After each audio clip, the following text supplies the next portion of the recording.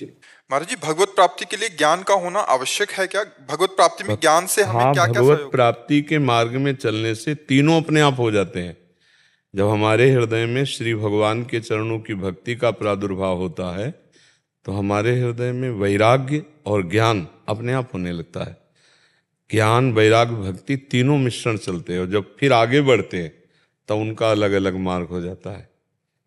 जो भावुक हृदय होते हैं वो भावमय भक्ति, प्रेम लक्षणा भक्ति की तरफ चल जाते हैं, और जो बुद्धि प्रधान होते हैं वो ज्ञान मार्ग की तरफ चले जाते हैं, कुछ योग मार्ग की तरफ चल। पर प्रारंभिक सबकी भक्ति ज्ञान वैराग्य भक्ति से ही चलती है। अगर ज्ञान नहीं होगा सत असत का तो फिर वैराग्य किसका होगा?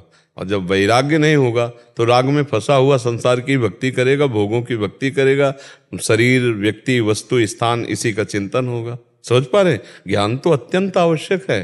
कोई भक्त अज्ञानी होता है क्या? किसी भी भक्त का आप नाम बताइए कि वो भक्त थे और अज्ञानी थे। आप बताइए किसी भक्त का नाम। सब भक्त आपको ज्ञान संपन्न मिलेंगे, पर ज्ञान का जो मार्ग है उसमें अहम ब्रह्मास्मि का चिंतन होता है। और भक्ति का जो मार्ग है वो अहम का विस्मरण करके भगवान के स्मरण में इतना तन्मय हो जाए कि अपनी शुद्ध ही ना रहे। भक्ति का मार्ग है भगवान का सुमिरन, वो हमारे आत्मस्वरूप श्री भगवान।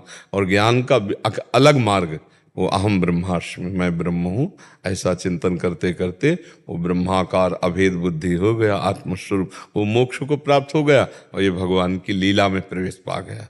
भक्त मोक्ष स्वीकार नहीं करता, वो लीला प्रेम प्राप्त करना चाहता है। समझ पाए जी? गणेशानंद जी, नर्मदा जी। राधे राधे महाराज जी। महाराज जी, कलयुग में वैराग्य की परिभाषा क्या है? वैराग्य की सीमा कहाँ तक होनी चाहिए? युग में युग धर्म से वैराग्य का कोई परिभाषा नहीं बदलती। युग धर्म से साधन की परिभाषा बदलती है। जैसे सतयुग में ध्यान परायण लोग अधिक रहते क्योंकि सात्विकता प्रबल थी, मन और इंद्रियां शांत, तो स्वरूप ध्यान, भगवत ध्यान। कृतयुगे ध्यायतेम विष्णु, त्रेतायाम यजतई मखई, द्वापरे परिचर्यायाम, कलौ तद्धर कीर्तनात्। साधन पद्धति में भेद देखा गया, लेकिन वैराग्य चारों में होगा। अगर राग है तो जहां राग है वहीं तो ध्यान होगा। तो राग पूर्वक अगर हम संसार का राग किए हैं, वस्तु व्यक्ति स्थान का राग है, तो यज्ञ भोक्ता भगवान के लिए यज्ञ नहीं हो सकती, वो भगवान के लिए पूजा नहीं हो सकती, वो भगवान की प्रीता नहीं प्रदान कर सकती। तो वैराग्य तो चारों युगों में चाहिए। वैराग्य से तो कोई तात्पर्य नहीं युग धर्म के अनुसार। और वैराग्य का स्वरूप है, पहले आता है त्याग, फिर वैराग्य, फिर उपरति। त्याग कहते हैं भोगों की लालसा है पर हम भोगेंगे नहीं, क्योंकि हम भगवान की प्राप्ति करना चाहते हैं, इसे त्याग कहते हैं। वैराग्य में भोग उपस्थित होने पर भी भोगने की रुचि नहीं है, राग ही नहीं है, तो वैरागी वही है। ना कहीं ममता है, ना कहीं भोगाशक्ति है। उपरति, ये भोग है ऐसी स्मृति ही नहीं है, उसे उपरति कहते हैं। तो वैराग्य तो हर साधक को हर युग में चाहिए, पर साधना का भाव बदल जाता है। जैसे अब इस समय है तो ध्यान योग नहीं लग पाएगा, क्योंकि मन बहुत मलिन है, वायुमंडल, खान पान, व्यवहार, कैसे ध्यान लग पाए? अब देखो, जिनके पास मोबाइल है वो ध्यान कर सकते हैं? आप जरा विचार करो। जहां एकाग्रता करने की कोशिश करो तो मोबाइल रखा हुआ, वो तुम्हारी एकाग्रता को बहिर्मुख ही रखेगा, बाहर ही रखेगा, बहिर्मुख रखेगा। अच्छा, 5-10 मिनट हुए, अपने आप मन कहेगा खोल के देखो किसी का मैसेज तो नहीं है, किसी का कोई इमरजेंसी कॉल तो नहीं है। अब वो मतलब बहिर्मुख बनाए रखेगा। हमें लगता है आजकल कोई बिरला ही होगा जो मोबाइल ना रखता हो। नहीं, बहुत अच्छे साधक, कृपा पात्र जन ऐसे हैं, सैकड़ों हैं जो नहीं रखते हैं, पर कोई बिरला ही नहीं रखता होगा। और दूसरी बात, खान पान इतना मलिन हो चुका है, आप मलिन ना करें तो भी मलिन हो चुका है। इतने केमिकल पड़ी सब्जियां, इतने केमिकल पड़े अन्न हो गए हैं कि जो हमारे शरीर को शक्तिहीन कर रहे हैं, जो हमारी बौद्धिक शक्ति को कमजोर कर रहे हैं। और इतना वासना बढ़ गई है कि वो ऐसी वासनात्मक क्रियाओं में कि ब्रह्मचर्य नहीं रह पा रहा है। तो ब्रह्मचर्य जिसका परिपक्व, प्राण जिसका सूक्ष्म, मन जिसका एकाग्र, वही ध्यान कर सकता है। अच्छा, अब दूसरा, जैसे त्रेता में यज्ञ, तो अब यज्ञ के लिए शुद्ध घी, हविष्यान, शुद्ध ब्रह्मणत्व से ब्रह्म ऋषि युक्त तो मंत्रों का ज्ञान, और ऐसा यज्ञ कि भगवान नारायण को तृप्त कर दे, असंभव नहीं।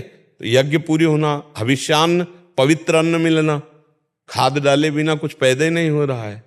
खाद केमिकल ही तो है, अशुद्ध केमिकल ही तो है, और वही जड़ों में जाकर उसको तो यज्ञ सिद्ध होना मुश्किल है। अगर हम पूजा करना चाहें तो पूजा के पदार्थ हमें शुद्ध मिलना मुश्किल। तो अब एक बात रह गई, कलौ तद्धरि कीर्तनात्, भगवान के गुण का कीर्तन, भगवान की लीला का कीर्तन, भगवान का नाम जप। देखो श्री तुकाराम जी ने भगवान के गुण नाम कीर्तन के बल से सदैव भगवत धाम प्राप्त किया। नामदेव जी, बड़े बड़े महापुरुषों ने भगवान के नाम गुण कीर्तन से। कलयुग केवल नाम आधारा, सुमिर सुमिर नर उत। पर वैराग्य इसमें भी चाहिए। अब भोगों से आप राग करेंगे, मनमानी आचरण करेंगे तो भगवान नाम जप पाएंगे क्या? पापवंत कर सहज स्वभाव, भजन मूर्ति भाव न काऊ। जो पाप करता रहता है उसका भजन में मन ही नहीं लगता, और पाप की समय बाहुल्यता है, कोई जानता ही नहीं है कि पाप से हटना चाहिए। वैराग्य तो चारों युगों में समान है, लेकिन साधन का भेद हो सकता है। साधन का भेद ये कि जैसे कलयुग में न यज्ञ हो सकती है और न ध्यान सिद्ध हो सकता है और न विशाल पूजा हो सकती है पवित्र। इसमें एक ही बात है, भगवान का नाम गुणगान करो, भगवान का नाम जप करो और नाम के ही ध्यान में रहो, और जितना कर्तव्य है वो पवित्र आचरणों के द्वारा पूर्ण करो, भगवत पूजा मान के, तो भगवत प्राप्ति निश्चित है। जी, एक ऐसा जैसे कभी भजन करने बैठते हैं तो एकांत में बैठते हैं ना, तो बहुत मन व्याकुल होता है और रोने लगता है। तो मन व्याकुल होता है, अगर प्रभु के लिए रोने लगता है तो अच्छा, अगर विषय के चिंतन में जाता है तो हमें क्या परेशानी? कोई परेशानी ले। हम नाम जप कर रहे हैं, वो लौट के हमारे पास ही आएगा, हमारे बिना उसका अस्तित्व तो नहीं, हम उसको दस्तखत नहीं करेंगे भोग के लिए, तो व्याकुल होकर शांत हो जाएगा और पवित्र हो जाएगा। जैसे जैसे मन जलता है वैसे वैसे पवित्र होता है। समझ रहे? हाँ, शांत। अगर भगवान के लिए अश्रु आ रहे तो बड़ी कृपा है, उसको आप प्रकट मत कीजिए, उसको अंतर में रखिए। ठीक है? अंशुल जी, नई दिल्ली से। राधे राधे। राधे राधे महाराज जी, आपके चरणों में कोटि कोटि प्रणाम। महाराज जी, कर्म प्रधान है या भक्ति, और अगर किसी एक को चुनना हो तो किसको प्राथमिकता दें? आपने दो जो कहा वो दो हैं ही नहीं, एक ही है। जैसे पूरी सृष्टि श्री भगवान की है, आप जानते हैं, ये बात तो सुना होगा। पूरी सृष्टि भगवान की है ना, इतना आस्तिकता तो भाव आपको पता है, और आपके अंदर भी भगवान की शक्ति है, आपको पता है। आप जो संचलित हो रहे हैं, आपका जो जीवन देख पा रहे हैं, सुन पा रहे हैं, बोल पा रहे हैं, आपके अंदर जो चैतन्यता है वो श्री भगवान की है। आप ये मानते कि नहीं? आपका ये ढांचा आपका नहीं है।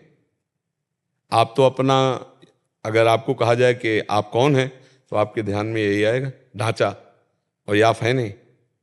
इतना भी मानते हैं आप तो यही मानते हैं कि मैं यही हूं, मानते हैं ना? फिर भी इसके अंदर भगवान की शक्ति है, ऐसा तो सुना होगा, जाना होगा, कुछ न कुछ तो भाव इसका है ही है। इसके अंदर आप हैं, और आप कौन हैं? भगवान की शक्ति है, भगवान के अंश हैं। ये आप मानते हैं? ठीक है। पूरी सृष्टि भगवान की और आप भगवान के, तो अब जो कर्म होंगे वो किसके लिए होंगे? भगवान के लिए होंगे। यही बात तुमको दिमाग में अपने बैठा लेनी, तो हर कर्म भगवान की पूजा हो जाएगी। हर कर्म भगवान कह रहे हैं, ये तो सर्वाणि कर्माणि मयि सन्न्यस्य मत्पराः।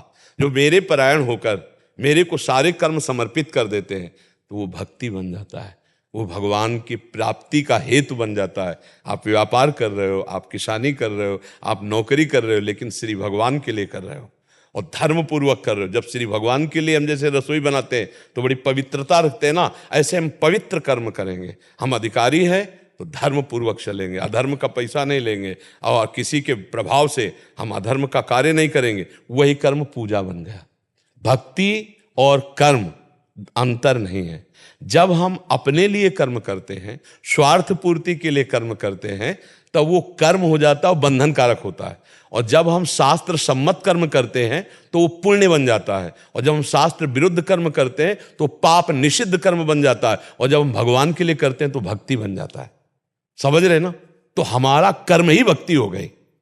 अगर हम अलग से अगरबत्ती नहीं लगाते, हम अलग से आरती नहीं करते, लेकिन हम सुबह जब उठे तब भगवान का चिंतन करते उठे कि हमारा ये कर्तव्य, हम राष्ट्र सेवा में, समाज सेवा में जा रहे हैं, और वो कर्तव्य भगवान की पूजा है, और बीच बीच में नाम स्मरण करते रहे, राधा कृष्ण, राम कृष्ण हरि, जो नाम प्रिय है, बीच बीच में। और हर कर्म पूरा होने के बाद, हे भगवान, ये कर्म आपको समर्पित है, यत करोषि भगवान ने कहा, जो वो पूजा हो जाएगी। अब कोई संशय है? कर्म ही भगवान की पूजा है, यदि भगवान के लिए किया जाए।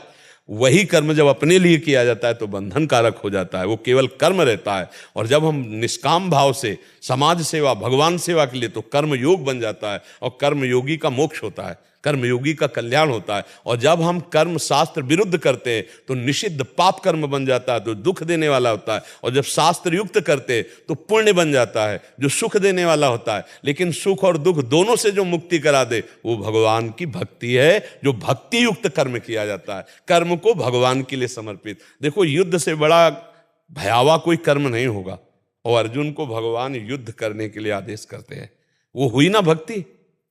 भगवान से अर्जुन जी कह रहे हैं कि मैं सन्यास लेकर भजन करके भीख मांग कर खाऊंगा। भगवान कह रहे नहीं, प्रत्यंचा चढ़ा और युद्ध कर।